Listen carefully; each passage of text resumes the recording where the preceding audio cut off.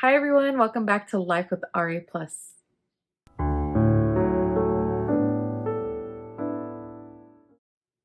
I know it's been a while since I last uploaded my video. It's been about 2 months now, and life has just been, catching up with me. This pregnancy is so much different compared to my first. I have been so tired. I'm back to being tired. I've been taking naps during the day. Luckily, my son too. I don't know if he's having those pregnancy symptoms with me. But him too. Now he's back to taking naps throughout the day, which is good because I get to rest too. But then at night we're up. So I'm hoping to break that before little miss comes because I don't want her to be on that schedule. Yes, I want her to take naps, but I don't want her staying up late because I intend to stick to a schedule like I did with my first. And I know we all have these intentions of what we want to do and how things just don't turn out that way. So that's my plan as of right now. Um, but yeah, so I've been back to being tired. I'm out of breath more. I have to go to the bathroom more often. It's just, oh my gosh, so different compared to my first. And while I was going into my second trimester, my right knee started to flare up. Now, we all know my right knee has been my problem knee since the get-go. Since I was first diagnosed, that was my main problem, was my right knee. So as it flared up, it had flared up, and I said, you know what, it'll go down as just a flare up. I'm just going to continue my medications and hopefully it'll go down. So that's what I did, and it didn't go down. So I called my rheumatologist and I said, is there any way you guys can squeeze me in? Because this pain is it's an unbearable pain. I can't really walk anymore. It's just so uncomfortable. And it was the middle of the week, and they said, you know what, we can't squeeze you in. If it's really bad to where you can't take the pain anymore, go to the emergency room. So there I go to the emergency room. And I already know because I know my body. I've been dealing with this for 12 years already, rheumatoid arthritis. And I know that there's fluid in there. As big as my knee is, and how there's like a ball, it looks like a ball of fluid. It looked like a tennis ball was on my knee. Okay. It looked like a tennis ball was stuck to my knee. Whenever I stretched it out, if I could, because it was very painful, it looked like a mountain. So I already knew that there was fluid in there. So here I go to the emergency room, and my poor mother-in-law, she comes with me. And not that I needed her to, but because she wanted to. And whenever we have support, it's great to have them. So she ended up coming with me, and we waited for this was so we went to the emergency room at 4 o'clock in the morning.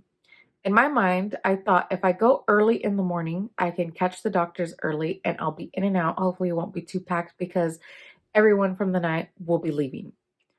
No, we were there for, I think, like 8 hours, six to 8 hours. I don't even remember how long it was, but it was a very long time. So we get there at 4 in the morning. They check us in right away. They're asking what's wrong. I'm in a wheelchair because my mother-in-law's like, I don't want you walking so far. Your knee is killing you. It's gonna be hard, and it's gonna take us a while for you to get to where we need to go. So there she goes, pushing me in the wheelchair. And, they check all my vitals, they check me in, and they tell me, okay, well, we're not sure if the doctor is going to take the fluid out, but we'll see. Because I guess in their radiology department, they can take it out. So I guess the radiology department does it because they can actually see where the fluid is. So we said, okay, we'll take the chance of the doctor or the radiologist doing it, or both, whatever. So we said, okay, we'll wait. So 9 o'clock comes and we finally see the doctor. He evaluates my knee and he says, yes, I can see that there's some fluid in there, but I don't know if it's enough to drain it. He goes, you're pregnant. I don't want to stick a needle in there and risk an infection, which I totally understand. I understand the risks, but I also need this fluid out because I can't even straighten out my leg. So I was telling him, oh, well, are you sure you can't do it? And I'm a type of person to where if somebody tells me, oh, I don't know if we can do it, I don't push them to say, are you sure? Like, come on, let's just do it. I know there's fluid in there. I'm not like that. And sometimes I wish I was. So when I'm asking him, there's like this little uncertainty in my voice where, are you sure? Like really quiet and reserved. And my mother-in-law, thank God she was there. And she goes, no, doctor, there's fluid in there and she needs to get it out. So sometimes it's good to have people with you who support you and who understand your health to a certain level because they're there to advocate for you. Yes, you're there to advocate for yourself, but it's always helpful to have somebody else who sees you every day struggling and somebody who knows what you're going through. So because my mother-in-law has been through this with me for a while, she was there to say, no, doctor, there's fluid in there and we want to get it out today because she can't even straighten out her knee. It's hard for her to walk.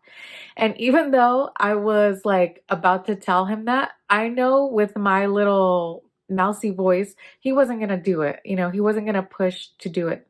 So I'm glad my mother-in-law was there to push and do it for me because I'm not like an aggressive type to where I'm like, this is what we're doing and that's it.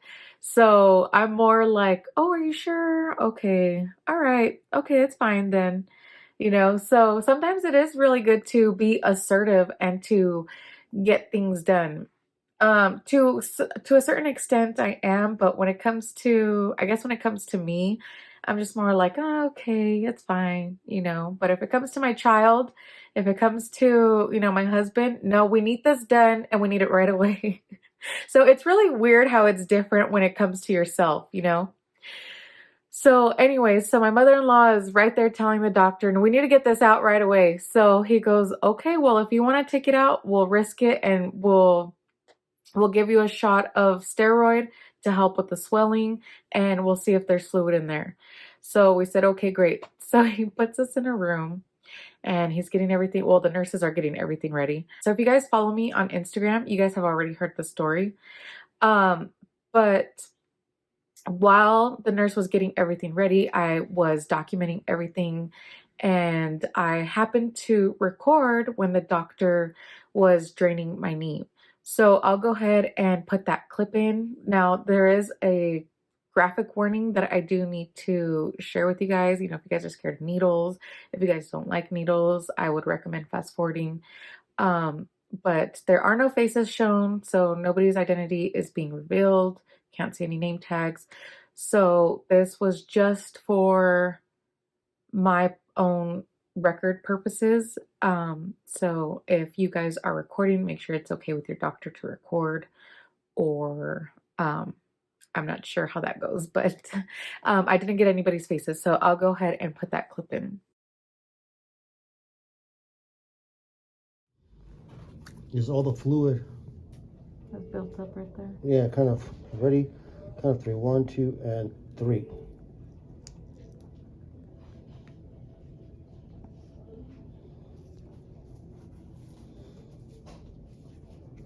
Don't move. Megan! Do me a favor, call my nurse. Megan? Oh, okay. Did you need something, doctor? Give me another 10 cc syringe. Let me see how much more I can get out. There's only a 5 there. Oh, it's on. Okay. Just no. Just take out a. That's fine. That's good enough. A lot more than we anticipated. Yeah. It is, yes.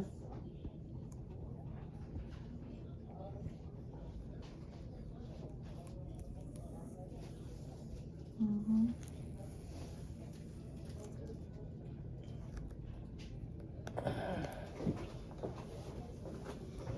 Give me one more.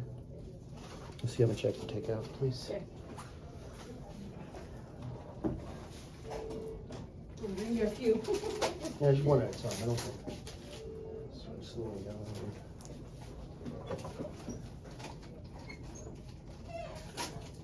You feel better? Oh yeah. It looks better too. Oh, yeah.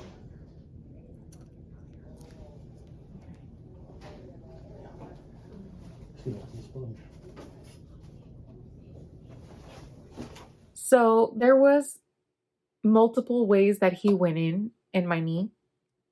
First, he went in on the outside, as you guys saw in the video, and then he went on the inner part of my knee. So let's just say this is my knee.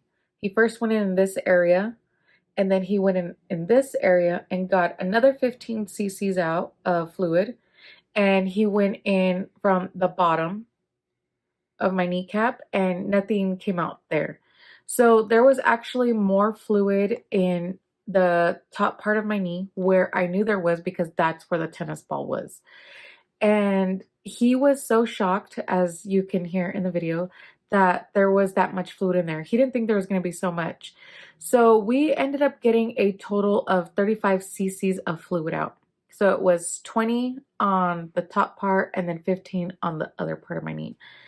And so as soon as he did the first section of the drainage, there was so much relief I had felt already, to where when I was waiting for him to get another needle to go in on the other part of my knee, I was able to stretch my knee out, and it wasn't as painful. Yes, it was uncomfortable because I just had a needle in my knee. They didn't want to use the lidocaine fluid to numb the area. So what they would have done was give me a shot of lidocaine and then go in to my knee to drain the fluid.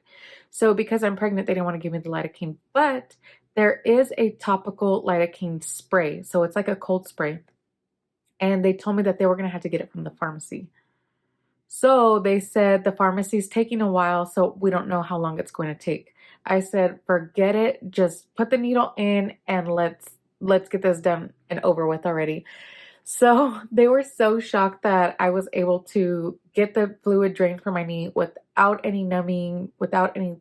And I was at the point where how much more can it hurt, because I'm already in so much pain. So after they drained the fluid, the nurse gave me a shot of the steroid, and they sent me on my way. So I was feeling a lot better by the time I got home, which was at 11 o'clock. So we got to the hospital at, I think it was 4:30 in the morning, and we got home at 11. That was 7.5 hours. 7.5 hours. Okay, let's just say 7, because we did stop to get something to eat because we have been there all morning. So we did stop to get something to eat and treated myself to a coffee because heck, we both deserved it. Me and my mother-in-law. So yeah, so let's just say 7 hours we were there at the hospital, at the emergency room. So after I went to the ER, I called my rheumatologist the following Monday because I had went on a Saturday morning. I had called my rheumatologist and told them, I had to go to the ER, and I couldn't handle the pain anymore. And so they told me, okay, you know what? We'll see you on your regular visit then if you're feeling better. We are going to prescribe you a low dose of prednisone. So they did prescribe me, I think it's 2.5 milligrams of prednisone, but they told me to take 3 of them. So it's a total of 7.5. They said anything under 10 milligrams is safe for the baby. So they told me to take 2.5 milligrams of prednisone, and to do that for, I believe it was 5 days. And then after that, lower the dosage. So that's what I did, and I started to feel better. So as my knee was feeling better, I said, oh my God, yes, finally I can walk around regular again. I'm able to move. Now, my knee right now is still swollen. I have been off the prednisone for about 2 weeks now, and I had to call my rheumatologist and say that I need a refill because I feel the pain in my knee coming back. So luckily, this Friday, I go and see my rheumatologist, and finally we can discuss about what we're going to do with my knee, because something needs to happen. Okay. I'm not going to be 8, 9 months pregnant, waddling I'm going to waddle anyways. But I don't want it to be because of my knee, okay? When I waddle, I want it to be because of my pregnancy, not because of my knee. So hopefully they can figure something out when it comes to my right knee. Now, another story I have for you guys is recently, and this is probably why my knee has been bothering me, is because about 2-3 weeks ago, we did take a trip to Utah and we went to Bryce Canyon. So my family and I do like to hike. We like to hike in the most beautiful places. I wish we could go back. So we went to Bryce Canyon, to go see the hoodoos and, all the beautiful scenery that they have. We also went to Zion. We took a quick trip to Zion. We didn't hike there in Zion. We just, passed through. And then we went to Horseshoe Bend. So when we were in Bryce Canyon, we did a 2-mile hike. And it's not just a regular, 2-mile hike. Yes, the trails they're not paved, but, they're trails. So, it's not so difficult to go off a trail or anything, but you are going down the mountains. Okay, so going down the mountains was easy for me. Now going back up the mountains, oh my gosh, we had to stop multiple times. Um, it was just tough. Okay, it was tough. I think it was tough for a regular person. My 4-year-old son did it. Okay, and by the time we were going up, he was over it. He was over it. He wanted to be carried. My husband's carrying the backpack of waters and snacks just in case. I'm over here pregnant, waddling, and my little boy wants to be carried. So my husband carries him for like 5 minutes and he's like, okay, you're heavy. So with toddlers, I recommend making a game out of it. So what I did was I was telling him, let's race. Whoever gets to this location first wins. So there he goes, man. He didn't want to be carried. He wanted to run. He was able to run up those mountains like nothing, okay? So he pretty much did the trail all by himself. I think he got carried like twice for a couple of minutes and then he got put down. And going back up, thank God we stopped a couple times. And it's not like I wanted to stop because I'm the type of person to push myself because I want to do it and I want to finish. So I stopped because my husband, he was telling me, take a break. Let's take a break. Don't push yourself. Don't overexert yourself. Don't forget your knee is still, not in the best condition. So make sure you take breaks. So if it wasn't for him checking on me and making sure I'm okay, I probably would have still been over there hiking back up the trail. But yeah, so I'm glad I have him to support me and to motivate and push me. So that's what we did. And I have a little clip of that as well, if you guys want to see. Now, like I said, if you guys follow me on Instagram, you guys already seen this, but I wanted to share it with my YouTube family here, because maybe some of you guys don't have Instagram, but I wanted to share that with you guys.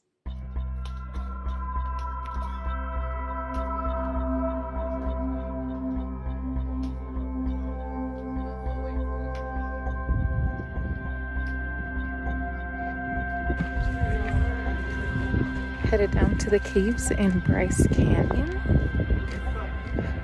5.5 months pregnant, have RA, and I'm not letting that stop me from exploring the beauty of this.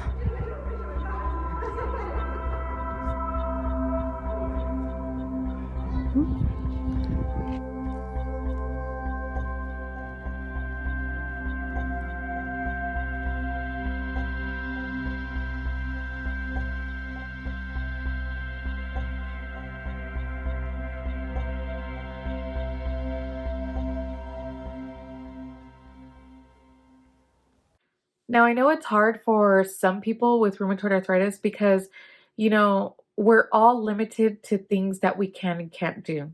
Okay, my sister also has rheumatoid arthritis, and she's able to go up a flight of stairs, go back down a flight of stairs regularly. And I can go up a flight of stairs regularly, but coming back down, I have to go down one by one. So, there's things that each person is limited to. And there's other people that I know that have been diagnosed for a while and they're struggling to walk. They're most likely not able to walk up those canyons that I did in Bryce Canyon as to where I'm okay enough to do it. And so I don't want any of us to take those things for granted, especially, I mean, even when I see people walking regularly or going up and down the stairs regularly, I always think to myself, wow, like that's so amazing that their bodies are able to do that. No, I do not envy them because, I'm happy with how far my body has come because there was a point where I wasn't able to do none of those things at all. So I am proud of my body and how far I've come. And yes, of course, I would love to do those things again, but I'm not going to discredit my body for learning how to do those things again. So my body has taught itself how to do those things again. And that's what I want for all of you guys is to don't worry because you might be in a pickle right now, but over time, you might overcome it and you might be in remission. You might be able to go up a flight of stairs if you haven't been before. You might be able to open that jar that you've been struggling last week to open. Just the little things. Always celebrate the little victories that we have because it's not always guaranteed that we can do it the next day. So don't be afraid to celebrate those little victories. And I want you guys to know that even though I have rheumatoid arthritis, I don't let it stop me from exploring the world. I'm still hiking. I still go out for walks. I push myself to do certain things because I don't want it to stop me from seeing the world or being certain places. Yeah, I know my limits as well, but I but I'm proud of how far I've come and how far I can go. So I just want to remind you all to celebrate your little victories and even your big victories. If you guys have big victories and you guys have overcome something that you guys haven't in a while, please share them with me because I love reading your guys' comments, especially when you guys tell me, that you're feeling so much better. Or, even if it's just something that you guys hope to overcome, please share them with me because I'd love to support you and let you know that you can do it personally. And yeah. That's about it for this video. I do have a friend who started a podcast. It's called My Spoonie Sisters, and I will be having an interview on her podcast on Monday, May 2nd. So if you guys like to support her and follow her podcast, I will be on her podcast soon. She also has great content with other people who struggle from anxiety, depression, um, RA. So she herself suffers from RA. So if you guys would like to listen to that, I will link her podcast below. So I will see you guys next time. Please like and subscribe to this video, hit that notification button, and I will see you guys next time. Bye.